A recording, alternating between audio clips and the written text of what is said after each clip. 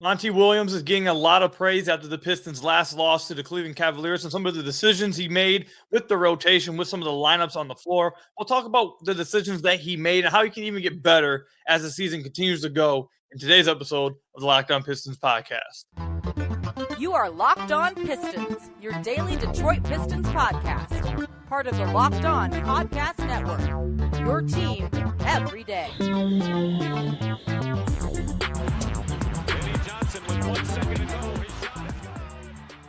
What's the deal? Welcome back to another episode of the Locked On Pistons podcast. Per usual, I'm your host, Quiiiz. You can find me over on Twitter at Quiiiz.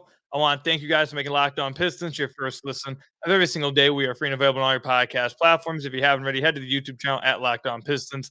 Hit that subscribe button or leave us a 5-star review on whatever podcast platform you're listening to this on. That's another great way to support the podcast. And today's episode is brought to you by FanDuel. Make every moment more. Right now, new customers get $200 in bonus bets if your best bet of $5 or more wins. Visit FanDuel.com/lockedon today to get started. Later on in the podcast, we'll talk about some news and some injuries to the Pistons front court, to Isaiah Stewart, who will be out for a minute, to Mike Muscala, who will be out for a minute. We'll talk about the impact of those injuries. And then also there was an interesting article dropped by James Edwards III of The Athletic, the Detroit Pistons beat writer, about the whole Monty Williams, Killian Hayes experiment. We'll talk about that and why it's officially over. But the first thing I want to talk about is the Pistons game against the Cleveland Cavaliers, where they lost 128-121. After this game, Monty Williams received, I'd say, from the community, from the Pistons community, from the Pistons fan base, and from some of the beat writers as well, Monty Williams received some praise for how he handled his rotation in this game, how he handled some of the lineups on the floor within this game, and some of the things it looks like he seems to be finding out with the Detroit Pistons as of late. I know a lot of people have pointed out that the Detroit Pistons are playing better as of late over the last 9 or 10 games since they made the trade with Isaiah Livers and Marvin Bagley, sending them to Washington for Danilo Gallinari and Mike Muscala, something that we talked about in the last episode. But something we saw, and we've seen a little bit of it through the last few games, but something you saw a lot in this game against the Cleveland Cavaliers was the use of Danilo Gallinari at the backup 5 position for the Detroit Pistons. I thought that was the most interesting and best wrinkle that Monty Williams utilized in this game against the Washington Wizards. Now, obviously, it helps that Danilo went 4-4 from 3, and at least 2 of them were on some wild shots. It helps that he had 20 points in this game and played the best game he's probably played in at least 2 years since before his injury. So he's playing well for the Detroit Pistons, but utilizing him as the backup 5 not only allows the Pistons to try to play 5 out if they'd like, it also allows them to play Ausar Thompson at the 4 position. And the balance between Ausar Thompson and Danilo Gallinari is Danilo Gallinari provides spacing, so now Ausar can roam inside the paint. He can play in the dunker spot. He can run pick and roll. He can dive towards the basket and not have to worry about being crowded. While also Ausar makes up for Danilo Gallinari on the defensive end. Ausar is a really good rebounder for his size, for his position. He's going to make up for it on that end. He provides some weak side rim protection. He's a really good defender. So Gallinari may not be the greatest rebounder. He may not be the best defender. But if you play him with Ausar Thompson, who was second on the team in this game in rebounds and who has been a really good rebounder all year, he kind of helps him on the defensive end. So Danilo Gallinari helps him on the offensive end, and Ausar makes it happen on the defensive end. That duo was really, really impactful in this game. Ausar was a plus 19 in this game, and Danilo Gallinari was a plus 13 in this game. Those two guys played really well for the Pistons in this game. So I won't be surprised at all to see this duo play a lot moving forward, especially with Mike Muscala out with the concussion. I don't know how long he's going to be out, but especially with him out, I think that was by far the most interesting and I think the best wrinkle that Monty Williams has done in that game against the Washington Wizards, or not the Washington Wizards, against the Cleveland Cavaliers. I'm sorry. The other thing that everyone is very much a fan of is this is the first game, I believe, that Monty Williams has straight up decided to not play Killian Hayes, not because of injury, not because of, just getting back from injury or something like that. He just did. Killian Hayes was a DMP in this game. Marcus Sasser played 9 minutes. Monte Morris played 16 minutes. Monte Morris had a really good game. 8 points, 2 assists in just 16 minutes of action. Was a plus 16 on the floor. The bench played really well in this game against the Cleveland Cavaliers. But just not playing Killian Hayes at all was a big fan favorite decision by Monty Williams. And for someone who had believed in Killian Hayes like myself, we'll talk about him a little bit later with their experiment being done. For the last month or so, I've said it on the podcast numerous times. Killian wasn't even looking at the basket. He was shooting I think 3 times a game. You can't be on a basketball floor if you're just not going to look at the basket. So his time to be out of the rotation had been a few weeks for a lot of people, even myself, to be like, yeah, it's time for him to leave the lineup and give this opportunity to Marcus Sasser. We talked about that in an episode, I believe, like a week and a half ago. I said Marcus Sasser is at the top of the Pistons, or more towards the top of the Pistons developmental priority list than obviously Killian Hayes is. So it's time to give him the minutes. And in this game, Marcus Sasser and Monte Morris got those minutes. So that was the other thing that a lot of people like. Obviously, James Wiseman didn't play. He has not played a lot at all since the trade. They've went a lot with Mike Muscala at the backup five. They went a lot with Danilo Gallinari at the backup five. And that's really been helping the Detroit Pistons. And another thing that Monty Williams did in this game that fans loved was the first half of this game. I feel like Jaden Ivey had the ball in his hands more than I've ever seen him have the ball in his hands when sharing the floor with Cade Cunningham. In the first half, he had 10 points. He had 2 assists, 3 turnovers. It didn't take care of the ball very well, but the Pistons as a whole, outside of Cade, actually, Cade was the only one without a turnover in this game. The Pistons had 17 as a team, but everyone across the board was just really sloppy with the ball. Duran, Bogdanovich, Alec Burks, like these guys were just really sloppy with the ball. But Ivy was 4 or 5 in the first half, had 10 points. Really played, I thought, a fine first half. But he had the ball in his hands a lot and was making a lot of decisions. In the second half, not so much. He ended the game with only 7 shots. He only ended the game with 4 assists. But in the second half, Cade started to wake up a little bit in that third quarter for Cade Cunningham.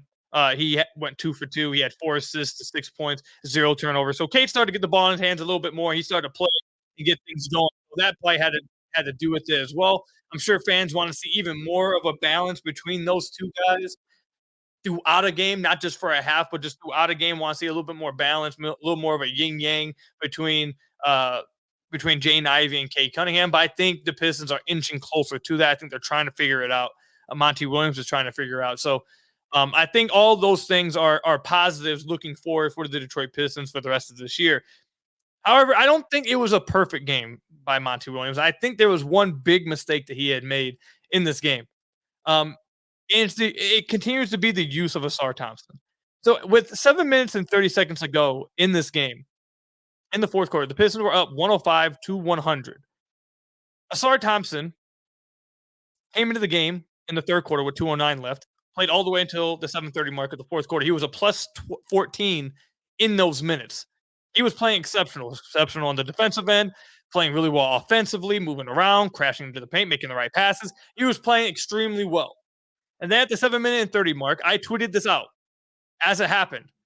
I said, Ausar was brought out with 7 minutes and 30 seconds to go. I'm interested to see what the plus minus will be the rest of the game. Donovan Mitchell came in at the same point, and 6 minutes later, the Pistons were down 126-118, and Donovan Mitchell had scored 13 points since Ausar Thompson came out. So the Pistons were outscored by, 13 points?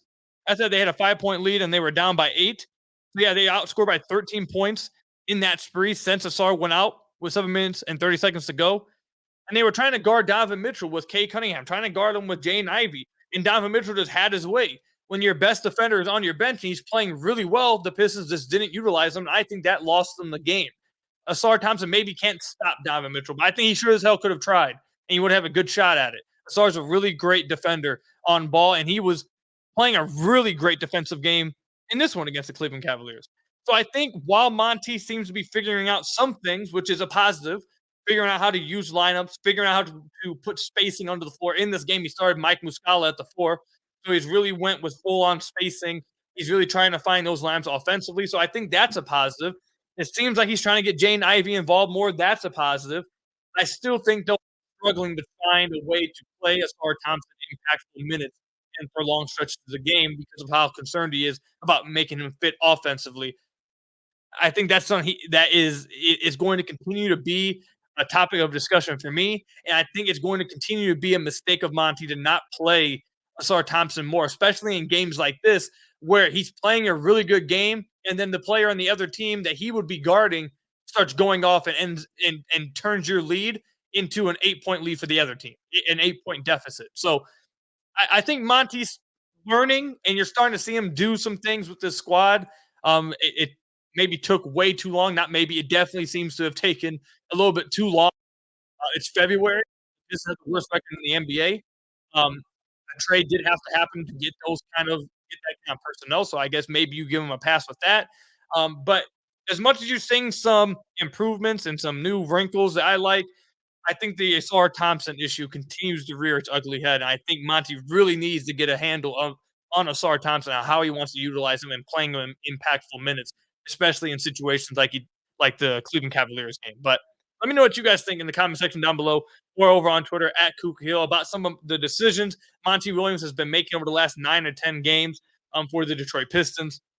How you guys feel about this game against the Cleveland Cavaliers. Again, let me know in the comment section down below. When we come back, we'll talk about the injuries to the Pistons bigs and how that can be in how that impacts the Pistons moving forward and what we could see moving forward. We'll talk about that when we come back. But first, I've got to tell you guys about one of our sponsors, FanDuel. Happy Super Bowl to all who celebrate from FanDuel, America's #1 sports book. If you're like me, Super Bowl Sunday is all about scoring the best seat on the couch, grabbing your favorite football snacks, hanging out with your friends, and placing some super definitely going to hit bets. FanDuel has so many ways for you to end the season with a W or two or three. Not only can you bet on who will win a Super Bowl 58, but FanDuel has also bets for which players will score a touchdown, how many players or how many points will be scored, and so much more. New customers join today and you'll get $200 in bonus bets if your first bet of $5 or more wins. I joined FanDuel a few years ago when it became legal in Michigan. I didn't know what I was doing. I head over to FanDuel. I still use it to today. Super self-explanatory, a lot of fun, so many different things you can do on there. I advise all of you guys, if you guys are interested in betting, check out FanDuel. It's extremely fun. And again, like I said, super self-explanatory. So just visit FanDuel.com/locked on today to sign up. Again, that's FanDuel.com/locked on. Make every moment more with FanDuel, the official sportsbook partner of the NFL.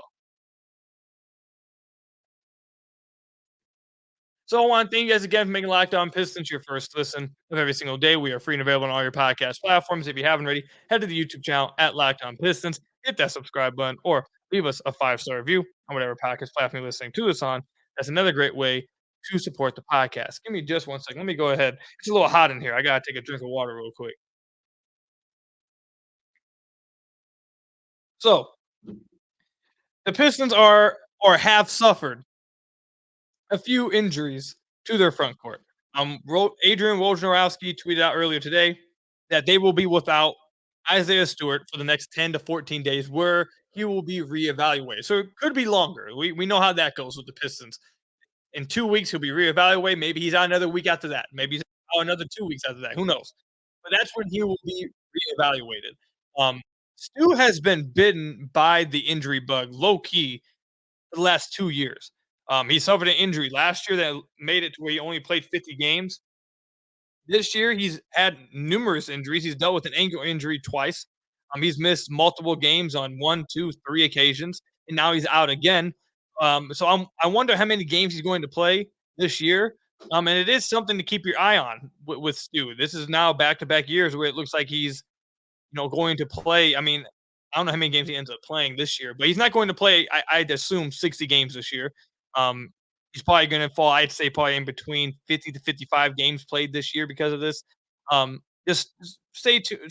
Just pay attention to that. For moving forward with Isaiah Stewart, and really all the Pistons bigs. The Pistons bigs have been struggling with ankle injuries the last like 2 years. I don't know what's going on him and Jalen Duren. But I hope Stu can get healthy and not just next year, but just moving forward in his career. Hopefully, these 2 years are just like a one-off, and he can, put together some healthy seasons, consistent healthy seasons moving forward for the Detroit Pistons. But it's not just Stu who is now out Mike Muscala in this game against the Cleveland Cavaliers early in the game suffered a concussion. I don't know. We don't know how long he's going to be out either, but he's definitely going to miss probably the next game. Um, I don't know how long their concussion protocol is, how long they're going to hold him out for that, but I'd assume he's at least going to be out for this Clippers game for sure tomorrow. Um, what does this do to the Detroit Pistons? How is this going to impact them? Well, I think the Pistons have not been a good basketball team, obviously, but I don't want to make it sound like I'm making excuses for them because I'm not making any excuses. They are horrible, and the front office should be held accountable. Like, there's no excuse at all for this. Okay, let me make that very clear. However, they also have been bitten by a pretty bad injury bug over the last like 2 to 3 years. They have dealt with injuries to a lot of their main guys. And I know, I mean, even going all the way back to 2020 with Killian Hayes, at that time when he was considered a main guy, even that's when the injury bug started. Killian Hayes missed the whole year, damn near with his hip injury. And you had the injury with Jeremy Grant, I believe, the second year. You had the injuries to Kay Cunningham, obviously, the second year. You had injuries to Isaiah Stewart last year. You had injuries to Bojan Bogdanovic last year. You had injuries to Alec Burks this year. You had injuries to Bojan Bogdanovic this year again. Like, Monte Morris, like they've been snake bitten by injuries for the last few years. And obviously, you know, if you want to even go further back to Blake Griffin at the end of his time, like they've been bitten by injuries pretty bad. And it sucks that it's happening at this time because over the last 10 games of the season, around the same mark, I believe exactly the same mark as making the trade with the Wizards, the Pistons, while it's still not a good team, they have a net rating over the last 10 games of minus 3.2, which is 22nd in the NBA. Not worse, not good, but definitely not worse. They are not playing like the worst team in the NBA over the last 10 games. They also have an offensive rating over the last 10 games of 116.4, which is 17th in the NBA. Now, if you guys remember, at the beginning of this season, I told you guys that when they decided to go the route of going defense with that defensive starting lineup at the beginning of the year, I said, okay, if you go that route of going pure defense, your ceiling probably will be like maybe like 24th, 25th, 23rd defensive rating, and then your offense will suffer. If you go full offense, your ceiling of being a better offensive team is higher than being a better defensive team. I think they could probably be middle of the pack offensively, but be really bad defensively in that aspect. So it's just a matter of which one you want to go. I thought at the beginning of the year, was going to be their best pathway to playing well because that was what the personnel on the team said. But obviously, they went back and forth. They tried to be a defensive team at first, then they tried to go full on offense as well, but didn't have the personnel.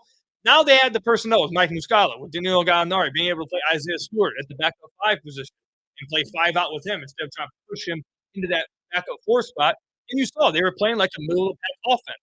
It also helped, which is something I've pointed out a lot, that Bojan Bogdanovic went nuclear in a few games. That Alec Burks has been shooting 44% from deep over like the last 12 games. That definitely helps. But getting Mike Muscala has helped a ton. Danilo Gallinari has helped a ton. Those two guys lead the Pistons in on-off difference net rating since the trade by far. Like not even close. Those guys, they play the Pistons are destroying teams in their minutes. So those guys have been helpful a ton. So the fact that after these 10 games, where the Pistons, I believe, have won 3 games, obviously, that's been a big talking point. They're 3-7 over these last 10 games. They're playing well, I'd say, offensively. They're horrible defensively, which is expected with the guys that the personnel the Pistons have. But at least now they were able to put together a unit where they could be competent on one side of the ball. Before they were historically bad, just both ends of the floor they were just bad. At least now they have the personnel to be competent on offense and put together an NBA offense. And now with Stu going down and Mike Muscala going down, I think that's going to hurt that. One, Stu is one of the only players on the team that push for the defensive intensity and is able to impact the Pistons on the defensive end. So now that they lose him at that, I think they're going to fall even further than they already were the last 10 games defensively, where they were 25th in the NBA at 119.6 points per game. So, or not points per game, but 119.6 defensive rating. So I think that's going to impact them. I also think not having Stu at the backup five will probably hurt them offensively a little bit. More so Mike Muscala as well. They like to play him at the backup five with Asar, then maybe have him at the 4 and Stu at the 5. Just having those options, having those interchangeable pieces at the 4-5 spot that they've had the last 10 games. I know they may have Stu for a lot of the last, for all the last 10 games, but he played in some of those, and they were playing well. Actually, I believe he only missed one of those, right? Or 2 of those, I think. 2 or 3. I think he missed over those 10 games. But either way, Stu was really helpful, and he was playing some really good basketball. So they're gonna miss Stu, obviously, especially on the defensive end. Mike Muscala, they're gonna miss his ability to space the floor out. That's going to be really hurtful for the Pistons, I think. However, I think they can get by because of the new wrinkle that Monty Williams was using in this game against the Cleveland Cavaliers, where you're going to see Danilo Gallinari play 20-plus minutes for the Pistons at the backup 5 position, and then they start to use Asar more at that power forward position. I think that's what they're going to do, and it worked a ton against a big front court again in Cleveland. Evan Mobley, Jared Allen. That's not no small front court, and they were able to run. And obviously, not all their minutes were against them. They were a backup unit, but they shared some minutes against Evan Mobley, against Jared Allen, and they were able to hold their own. Not just hold their own, they won their minutes by far. They destroyed in those minutes. So I think they're going to miss Stu. I think they're going to miss Muscala for sure. But I think they're gonna. I think they can be fine. I think they can continue the way they've played over the last 10 games. Moving forward, if they continue to utilize the star at the power forward position and Gallinari at the 5, and continue to prioritize spacing, I think they can even be better if Monty figures out a way to utilize a star more. Like in these closing minutes, when you need defense like that, a star should be on the floor, especially with Stu out the game or out with injury. I'd love to see Cade, Ivy, Boyan, Asar, and Durant. Like you should be able to make that work. Like that should be something that you can play on the court, um, and play well on both ends of the floor. Like I've said this multiple times. Like playing Asar and Durant should not be a death. Both those guys are incredible passers. Both those guys can ball handle and drive to the basket and create driving lanes and get pressure on the rim. Like there should be plenty of opportunities offensively to do something with those two guys on the court. That should not be the death wish that we've seen this year with this team. So I hope we see some of that with these guys out. But even if we don't, I think Monty figuring out the Gallinari and Asar minutes, that lineup together, I think they can survive with that. I think they actually will play really well with that. I think they can continue their play that they've had over the last 10 games moving forward. But obviously, you want Isaiah Stewart and Mike Muscala back. Both those guys were playing extremely well. I thought Isaiah Stewart just had his best game of his career just a few games ago. What was it, against the Milwaukee Bucks on the 22nd? I thought that was the best game of his career. He was playing really good. And Mike Muscala was shooting really well from deep since joining the Pistons. So they're going to miss those guys. Hopefully they get healthy and get back to the team and continue the play that they were having before going down. But I think Gallinari, if he continues to play the way he does, and Monty continues to play hard support, the Pistons should be fine and continue to play some good offense at least. Let me know what you guys think, though. Comment section down below or over on Twitter at Kuka Hill. When we come back, the Monty Williams Killian Hayes experiment is done. And for good reason. But I want to talk about some of the things that were said in James Edwards III's article concerning how the experiment got started, why it was even going on, why Killian Hayes is still on the team. Like, I want to talk about all that and just what my takeaway is from it. But I'll talk about that when we come back. So I want to tell you guys about my favorite sponsor, PrizePicks. I've told you guys this many times. I absolutely love PrizePicks. PrizePicks is the largest daily fantasy sports platform in North America. They are the easiest, most exciting way to play daily fantasy sports. It's just you against the numbers. Instead of battling thousands of other players, including pros and sharks, you pick more than or less than 2 to 6 player stat projections and watch the winning roll in. 2 of my biggest reasons why I love PrizePicks. 1, you can do cross-sports entries.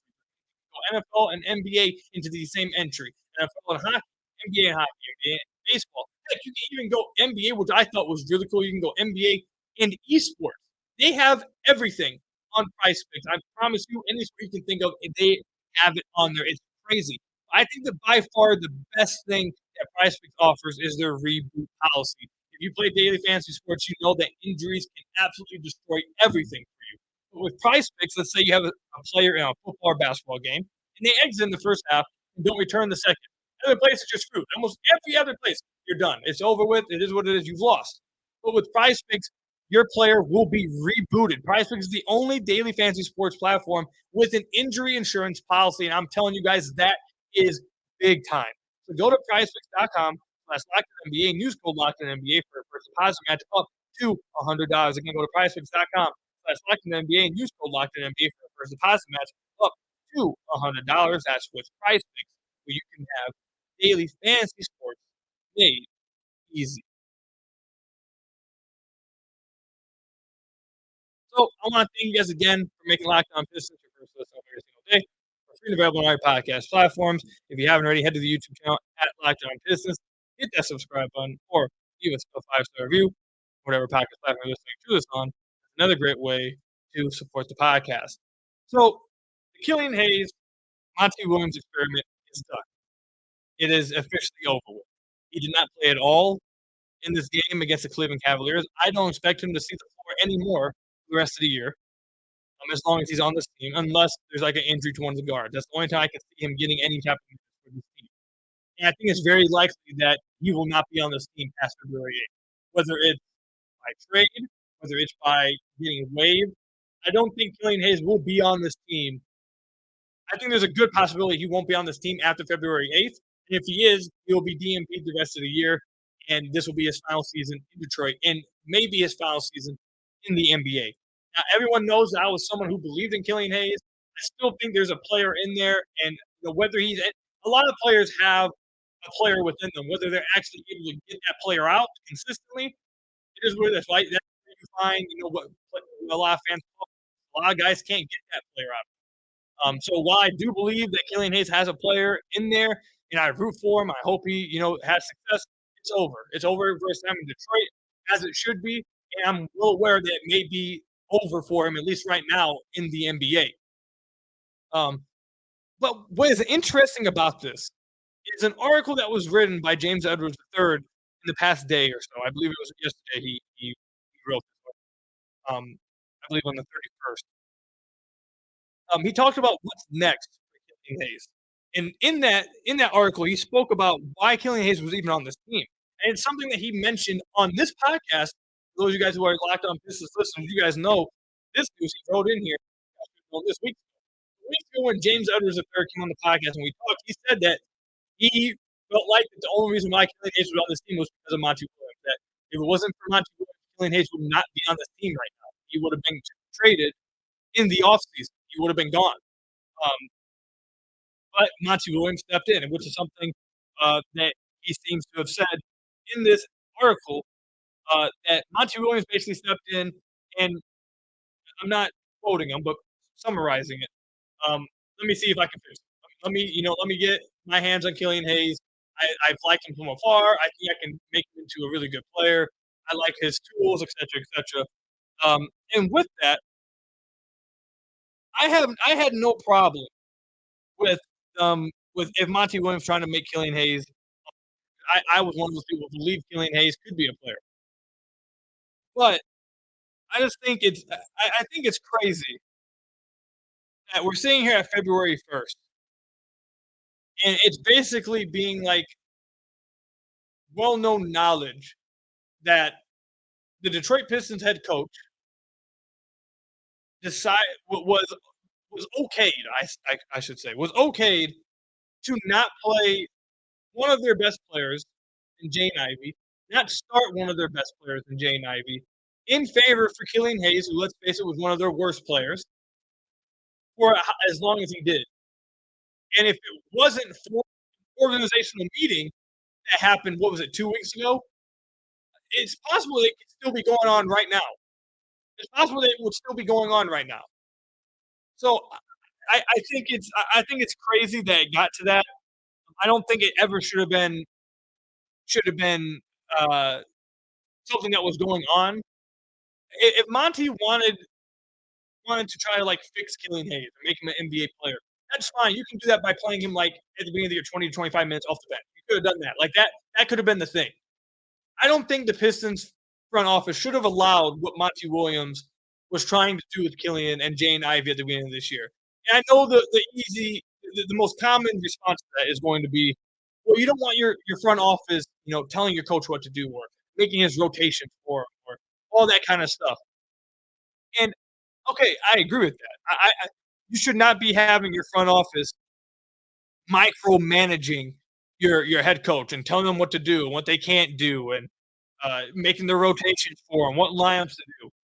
Even though yesterday after the Cleveland Cavaliers game, Monty said, quote, Gallo's a guy that I've been telling the coaches and Troy I've been wanting to find an opportunity for.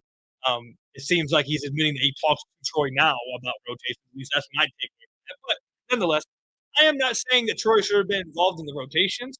I'm just saying if a head coach were to show up and say, "Hey, I'm going to stop playing one of your best players in favor of one of your worst players," I think that's something that you definitely step in and say, "Okay, that look, you can do what you want. That right there, no, like you can't. That which is basically what they did 2 weeks ago. It should not have taken that long, and it's officially the end of the Killian Hayes experiment in Detroit. It never even got off to a good start with the Pistons. I mean, he was injured instantly. Um, so it was not a good era for Killian Hayes in Detroit. I think this is officially the end of it. Um, I know a lot of people will be happy about that, obviously, and I don't think you need to worry about Jane Ivey not playing anymore. I think Jane Ivey is going to continue to get his minutes now for sure. Um, and even though Killian Hayes is not out the NBA yet, um, whenever they trade him or waive him, I hope he does well wherever he goes. But it's officially over here. He has not played well the last like month and a half. Like he's not even shooting like 3 times a game. Like he gets up, he doesn't want to look at the basket. I don't know what was going on. You can't play him. There was no reason for him to be playing over the last few weeks over Marcus Passer. And now it looks like Pistons fans will get to see Marcus Passer. Even if it took an organizational meeting for this all to happen, eventually it happened. February 1st, it finally happened, but I guess better late than never, right? So, let me know what you guys think. Comment section down below or over on Twitter at Kuka Hill. That's all I've got for you guys today. Thank you guys for making Locked On Pistons your first listen every single day. We're available on all your podcast platforms. Hit that subscribe button to the YouTube channel. Leave us a 5-star review on whatever podcast platform you're listening to us on. And until next time, I'll see you guys later. Stay safe out there. Until next time, peace out.